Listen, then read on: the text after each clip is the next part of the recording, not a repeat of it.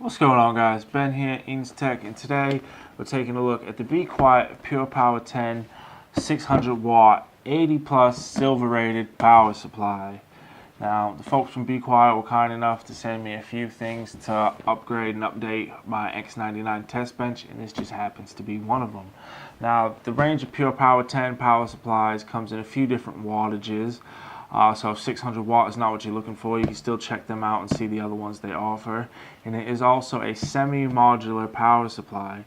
Now basically what this means is the only cables that are attached to the power supply are going to be the 24 pin or 20 plus 4 pin power connector for the motherboard, and then the 4 plus 4 or 8 pin EPS CPU power connector that also goes connects to the motherboard, normally up in the top left corner of the case somewhere. Now the reason being for this is those connectors are pretty much standard and are going to be needed for any build that comes out from now on pretty much.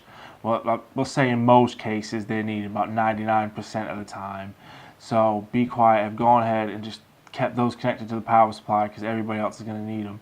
As for the other cables, there are two PCI cables for graphics cards, each of which that feature two 6 plus 2 pin power connectors. So you have a total of 4 6 plus 2 pin, so 6 or 8 pin power connectors for graphics cards, so you can run Crossfire SLI graphics.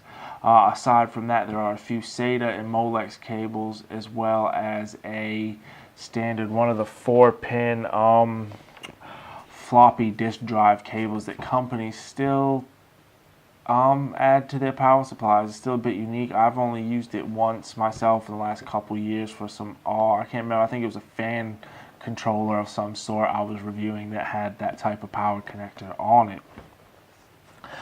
So the Pure Power 10, it's a black power supply. As you can see, it's got the nice orange ring on it, and it features some good stuff. On the back of the box, for those of you that are in a brick and mortar store, it features a list of the cables that come with it and their lengths, as well as a bit more detailed information against the voltages and all that type of stuff of the power supply itself, so you can make sure that it's up to scratch for you.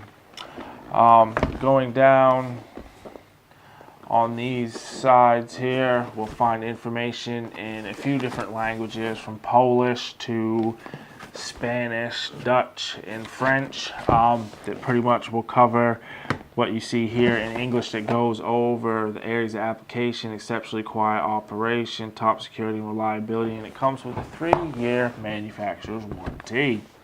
Now, enough of that though, why don't we open the box and see the goods inside. Alright, so here we have it. Let's open this bad boy up and get a bit of a closer look. In true Be Quiet fashion, we have the user manual right here on top. This will obviously cover warranty information and all that type of stuff. And again, as we can see, it goes for the 765 and 400 watt variants of the power supply.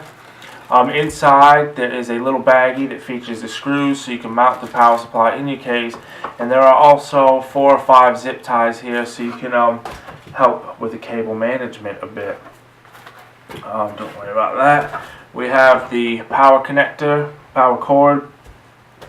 Ours is the EU, as that's where our sample's from, but don't worry about that. They are, of course, region specific.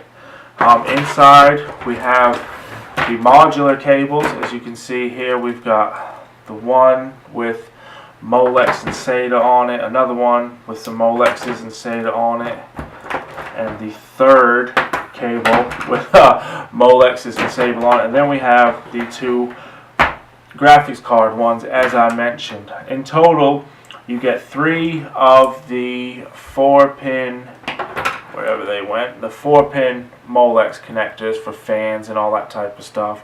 And there are a total of 6 SATA connectors. If you're looking for just the SATA power connectors, there is one of the cables that comes with 3 of those on there, so you'll be able to power up 3 hard drives or 2 hard drives, an optical drive, what have you. Again, as for the GPU cables, they are the 6 plus 2 pin That's on all of them. So there are 2 cables with 2 individual connectors. So you've got up to 4 6 plus 2 pin connectors. So you can, as I said, you can do crossfire or SLI graphics. As mentioned, the power supply itself is semi-modular. So the 24 pin or 20 plus 4 pin and the 8 pin EPS cable are permanently attached to the power supply itself. As you can see here, we've got the 4 plus 4 pin, which makes up the 8 pin motherboard header, and then the 20 plus 4 pin ATX main connector. Again, as mentioned, it's got the nice orange ring there. It's not overly bright orange, it's not very dull, but it is nice. It looks great. But depending on how you mount this in your case, you may not even see it. I know personally, I won't actually make use of that, and I won't see it in many of my builds. As for the modular cables, where the other cables come out of the power supply, we have the connectors for them. There are the 3 drive connectors, and then there are 2 PCI connectors for the graphics cards. Again, the whole thing with modular power supplies, or even semi-modular, is not having to use all the cables. So if you only need 1 graphics card and 1 or 2 hard drives, you only need 2 of the cables connected here instead of all 5. This basically just makes it easier to route them and saves on clutter in the case and just leaves you an overall nicer looking build. Working our way around the power supply real quick, the top of it is black. That is most likely what's going to be on view in my case. And on one side we have the Be Quiet logo. I know it's trying to see if I can hit it in that light. I don't know if you guys can see it or not, but there is a raised area there that has Be Quiet written on it, which is quite nice to see. It's a nice bit of subtle branding, something that I am always a big fan of personally. On to the other side is where we have all the horrible stuff that companies are forced to put on their electronics, especially their power supplies. I, for one, would love to not see this sticker on here, and I am sure companies would love to not have to put it on here. But hey ho, we don't make the rules and we do what we're told. Lastly, we have the back side, which is going to help exhaust any hot air out of the power supply to make sure things stay nice and cool. We have power cable obviously goes in there, and then we have the on-off switch. Anytime you are taking parts in and out of your build or unplugging it, I always personally recommend to just turn it off at the switch as well. It's just one of them silly little things. It doesn't make a big difference if you don't in most cases, but if you do happen to have a power surge or something and it's plugged in, I mean, you never know. Better to be safe than sorry.